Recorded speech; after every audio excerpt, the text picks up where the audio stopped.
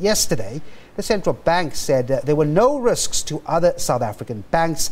Able shares earlier touched 20 cents, their lowest since they first started trading in 1995, before clawing their way back to the 90 cents level. The JSE says it sees no reason to halt trading of Able shares at the moment. Well, Basil Kirasis is with BP Bernstein. He joins us now on the line from Johannesburg. Basil, thanks very much indeed for taking our call and talking to us. What's the solution here? Many are saying perhaps a bigger bank taking over some of the restructuring, or a large investor like the PIC, which holds a 12% stake. What's your take on this? Well, Devin, there have been a couple of theories flying around the marketplace and a few rumours. Basically, look, the fact that we've heard nothing from the major shareholders at this time in terms of any further capital injections is a little bit worrying, and I think that maybe shareholders have just lost confidence generally on the share, which further has exaggerated the sell-off today.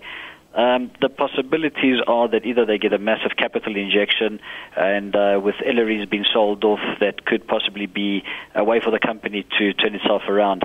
Alternatively, we could see a scenario whereby the bank is actually split up into a good bank or bad bank, inverted commas, to basically separate the good assets from the bad, and see what happens from there. But certainly a lot of speculation, but nothing solid at this point. Already there's talk of an opportunity with possibly the buying in at low prices. Possible or not? Well, the opportunities at these levels, sure. I mean, look, I think the sell-off at this stage, I mean, we were working the numbers and we're looking that the share probably is fairly valued at about R1 a share.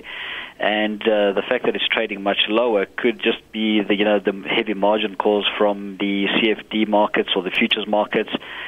Prime brokers have also increased the margin required to trade in the shares, so that also puts further selling pressure on the traders.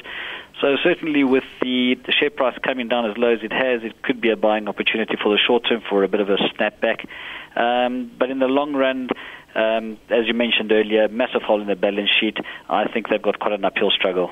Well, we're going to have to leave it there. Thanks very much indeed for those thoughts. Basil Kirasis is with BP Bernstein.